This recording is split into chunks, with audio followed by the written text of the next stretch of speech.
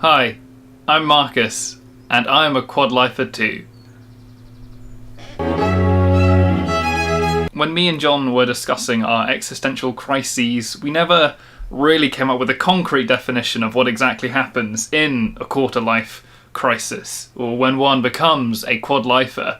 And there isn't really one, because they don't all have to look the same. It doesn't have to look like you in your parents' house, in your childhood bed, watching old Disney films and even older Tony Award-winning performances. Although it very well may do, it doesn't have to. You can be at your parents' house, or still at university, or in rented accommodation with a real job and still be questioning whether you're stumbling down the right path, or whether you're stumbling anywhere at all, or if your stumbling is worthwhile, or if you haven't been stumbling anywhere this whole time and you're really, really stupid and everyone has just been humouring you for 21 years. But this here is actually my childhood bedroom, although it doesn't much feel that way because I had it redecorated when I was 17. And I didn't have much imagination at that time. Marcus, we're going to redecorate your room. You can have anything you want done to it. On the walls, the floor, the ceiling, whatever you want, we can make it happen. Why don't we keep the walls blank, paint them beige, and put in a beige carpet. So this is where I am, but I've only been here for 2 weeks, and I'm about to go at the end of this week. So after 3 years of university, hopping back and forth between Exeter,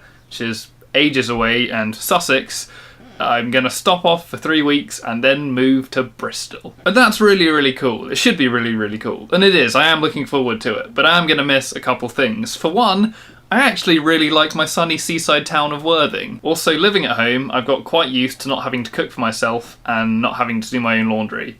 And I'm gonna have to start doing that again. And of course, there's all the other issues like, am I actually gonna be able to pay my rent? Is this the right job for me? Is it sustainable? Am I gonna handle living on my own? And am I just a worthless piece of shit? But John, that's why you're here. And that's why we're doing this. Because if there's anything I've learned through my 3 years at Exeter, it's that talking about stuff and vocalising insecurities helps to some extent when done in moderation. So talking to you and our lovely readers will hopefully make me stop talking to myself when I'm making lunch or in the shower or at 3 AM. But John, we have some way to go before our internet support group becomes supportive, because I had a look at our channel page and it's completely blank. Our Google Plus page as well, blank. And I don't even know what font and what colour you use for your end card and title card. So you're going to have to give that to me. But it brings me on to my challenge for you for this week, or for next week. I can't remember which week we're on. We have a space for a 10-word tagline on our Google Plus page. So my challenge for you is to make us a motto.